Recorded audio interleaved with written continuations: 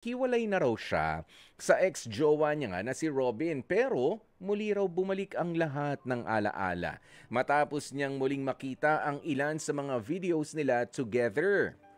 Bago raw kasi naging opisyal ang pakikipagrelasyon nila sa isa't isa nitong si Robin, ay naging mag-best friends pa raw sila. Pero sa simula pa lang daw, aminado siyang medyo magulo ang naging relasyon nila ni Robin. Paano yung kala ko kapag ka mag-best friend, mas kilala mo yung isa't isa, pero magulo raw eh. To the point na may ine-entertain ng ibang lalaki itong si Reyna nung sila na. Ganun ba yon? Nako, paliwanag mo to, Reyna, ha? Pero aminado naman daw kasi si Robin na bunga raw yan ng panloloko niya sa dati niyang ex-jowa rin. Okay. Sino ba yung ex-jowa na yan? Si Reyna ba? O may iba pa? Parang dami niyong karelasyon, ha? Ayan, eto na nga, mula pa po sa Subic, Zambales, si Reyna. Kausapin na natin. Reyna, magandang tanghali sa'yo.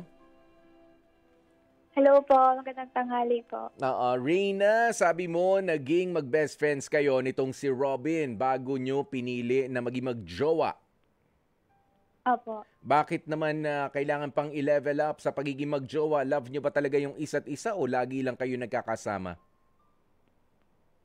Noon na po talaga nako-confuse ako kasi yung nga po, since kami dalawa yung laging magkasama, edi parang di namin napapansin na parang nagde-date na kami.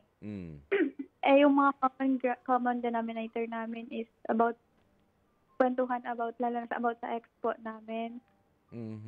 So, nung na-develop po yung feels namin sa isa't isa, nagkaaminan kami. Actually, nag-stop po kami.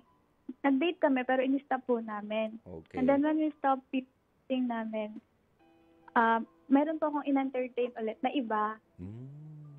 Kaso, during in-entertain ko po yun, bigla ko po siyang nakita ulit yung siya po, yung best friend ko. Si then, Robin. Doon po, nag-decide, yes po, na maging kami. Okay. Na give it a chance na. Kasi hindi naman na rin po namin mababalik yung friendship namin. So why not na take the risk na maging kami. Okay, sandali sabi mo ay ang naging common sa inyo at lalong nagpa-close sa inyo ni Robin ay yung mga kwentuhan tungkol at suportahan na rin, ano? Naging shoulder to cry on kayo ng isa't isa nang dahil sa mga ex ninyo. Kaya kayo naging very close as best friends. Tama? Yes po. Tapos, habang pinag-uusapan nyo rin yung mga ex ninyo, doon din kayo nag-decide na bakit hindi nila maging tayo. Ganun ba? Oo, ba't hindi nila maging tayo? Total, nauunawaan natin ang isa't isa eh.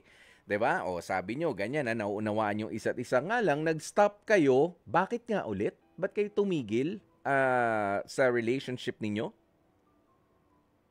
Kasi po during that time po, ako po kasi connected po ako sa ex ko. Like may communication po kami. Siya po wala na, matagal na.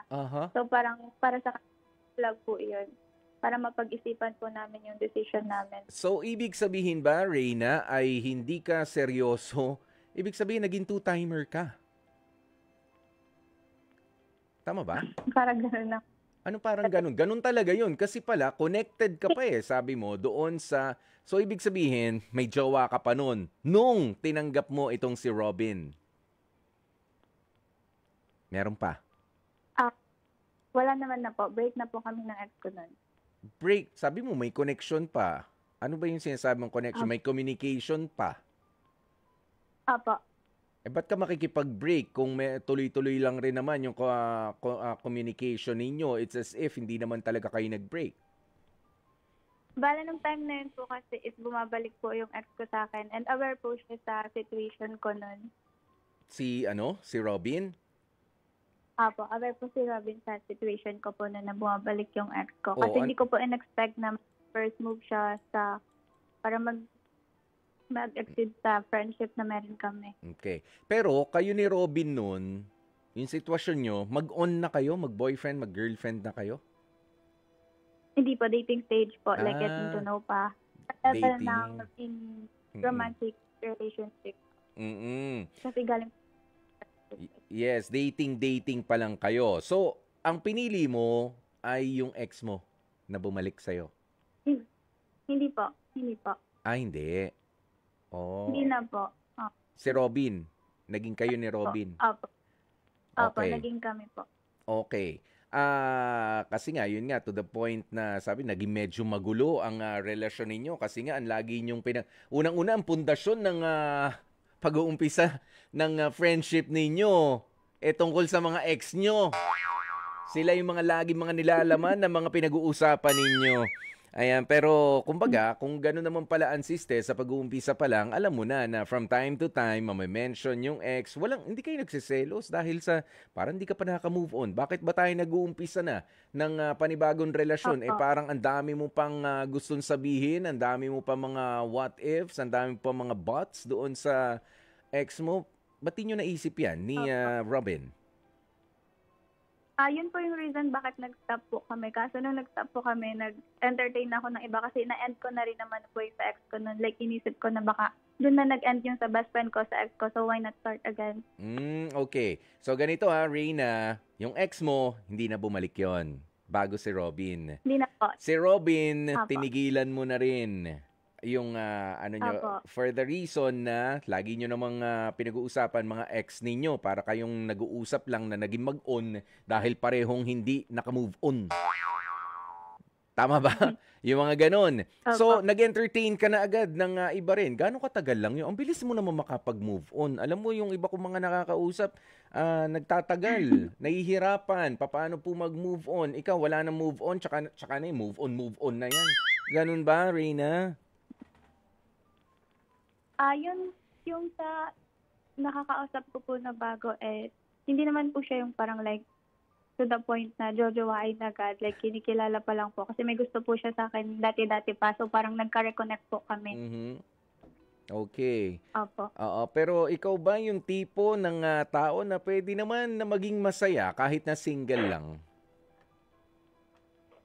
O kailangan may Opo. jowa talaga para may kulay?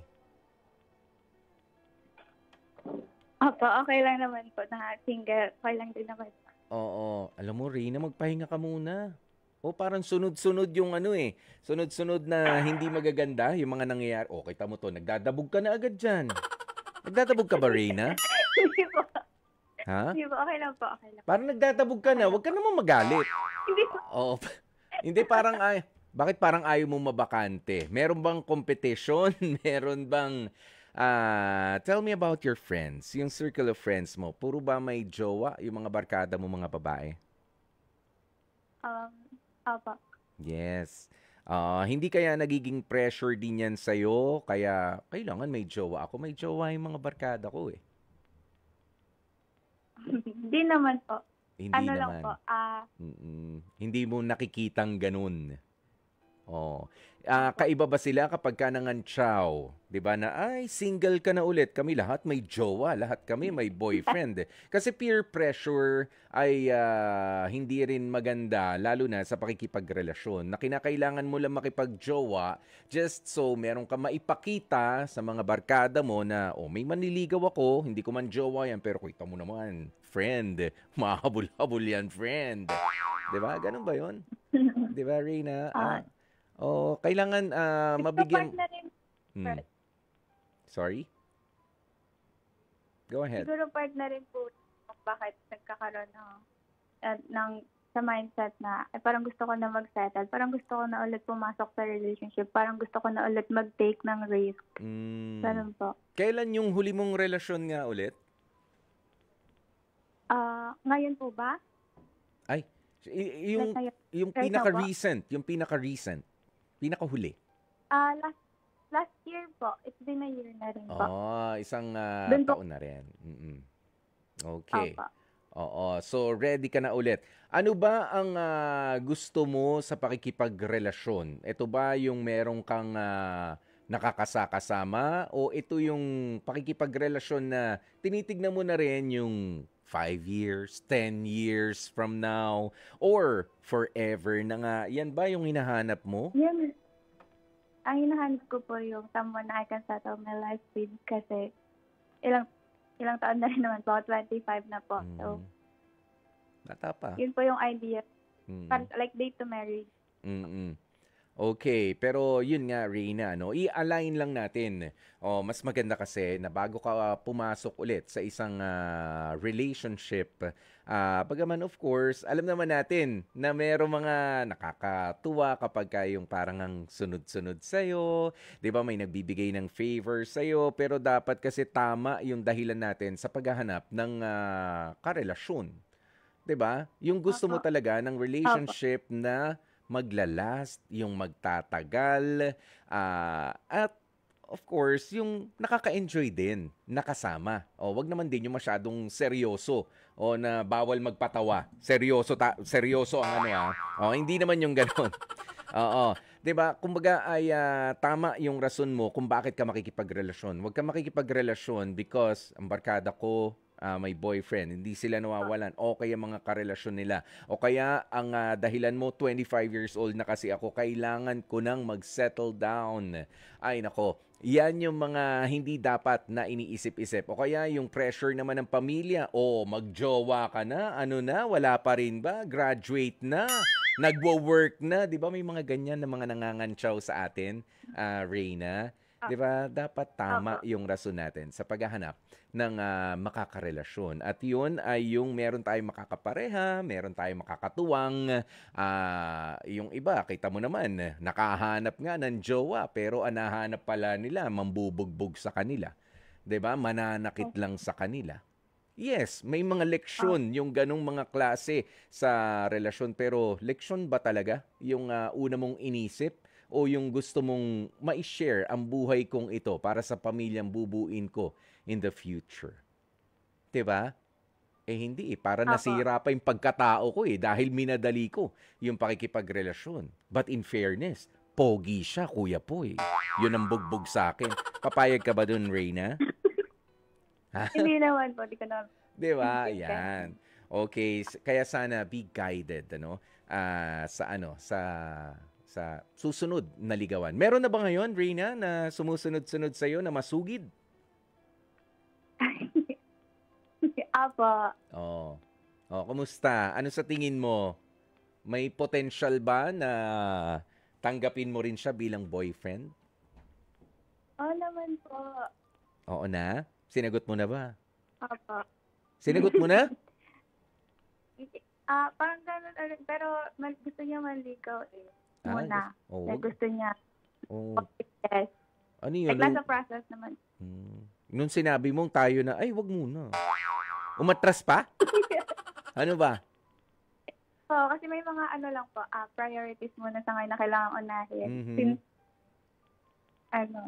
yun, unahin muna po yan. Mm. At syempre, ang pinakamahalaga talaga no na may papayo ko naman, Reyna, para sa susunod mong pakikipagrelasyon, ipagdasal mo 'yan. 'Di ba? Hindi lahat yung ikaw lang ang Opo. may control, hindi yung mga barkada mo lang. Ano masasabi niyo sa kanya? Anong ano?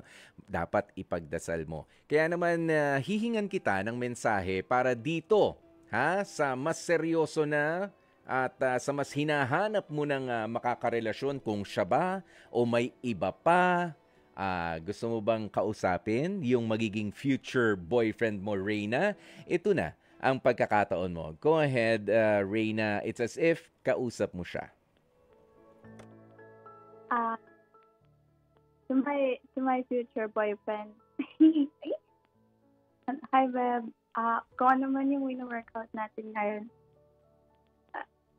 Gusto ko lang sabihin na thank you talaga sa pagtanggap sa akin. Like, kahit aware ka na sa kung ano yung situation ko sa past ko. Akala ko yun yung magiging reason para iwasan mo ako, para layuan mo ako, pero hindi. Mas lalo mo akong minahal dahil doon, sabi mo. And sinabi ko na sa'yo lahat ng flaws ko, pero para lumayo ka, pero hindi. Mas lalo mo akong pinili. Mas lalo mong pinakita sa akin na deserve ko na matrato ng tama. Like, ikaw yung nagpakita sa akin na hindi pala ako mahirap mahalin because all this time I was thinking na nasa akin yung mali, kaya hindi nag-work yung mga relationships na wino-workout ko before. But this time, ngayon ko lang na-feel na naroon pala talagang lalaki na darating sa buhay mo na kayang gawin yung mga bagay na pinagbebeg mo noon sa past mo in just a week. Like, nagawa niya lahat, napakita niya lahat ng mga bagay na hinihiling kong gawin dati sa mga past relationships ko. And I'm so happy and grateful na nakilala kita. Kahit saglit pa lang yung time na yun. And walang araw na hindi ako masaya mula nung nakasama kita. Maraming salamat sa iyo, Reyna. At sana nga magtuloy-tuloy pa. Oo, ang araw-araw na pagmamahalan na yan. At sana ang kahilingan natin, lahat ng pagmamahal na nag-umpisa ngayon o mag-uumpisa pa lang sa inyong relasyon ay true, ay totoo. 'Di ba? Hanggang sa mga susunod pang panahon. Mga kapatid, dito tayo sa totoo. Dito na tayo sa True FM. Mag-subscribe at mag-follow na sa social media accounts at True Network PH sa FB, Instagram, X na dating Twitter, YouTube, TikTok, and podcasts.